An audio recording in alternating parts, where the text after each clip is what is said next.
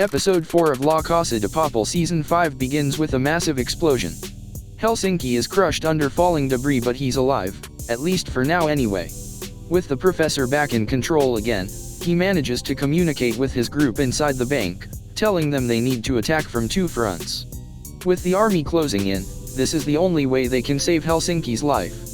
While this is going on, more flashbacks cast our gaze back to Berlin and Rafael breaking into a lavish ball, with Tatiana and Marseille serving as a distraction. Speaking of which, this entire subplot feels like one big distraction. Anyway, it works to show Rafael's origins into all this. And chew up a good 15 minutes of runtime in the process too. Back in the bank, the group create a tourniquet around Helsinki's wound while Tamayo decides to bring in the anti-explosives robot. In the middle of this though, Helsinki demands Palermo just cut off his entire leg. Unable to move the marble statue crushing him, this seems like the only way. Or is it?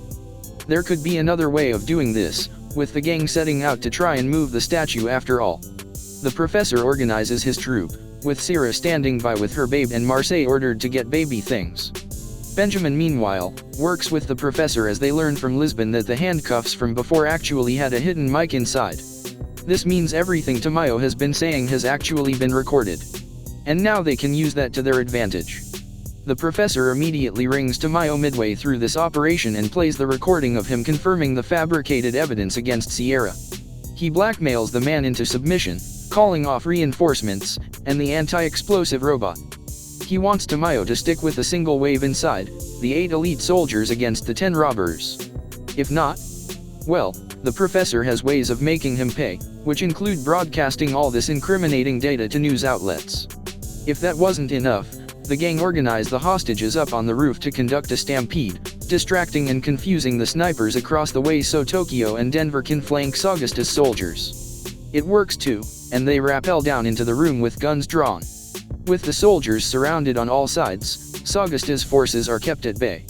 Tamayo makes his choice, and leaves the soldiers to fend for themselves inside the bank. With Saugusta and Gandia in the driving seat, they decide to attack and do so on 4 sides. The militia are much better equipped than our robbers, and quickly throw a series of grenades. This simply serves as a distraction as they enact security protocols in the room, shutting down 3 heavy doors and cutting off half the team. A spray of bullets then follows, as the soldiers march forward and corner Tokyo. It looks like the end of the road for these characters. Or is it?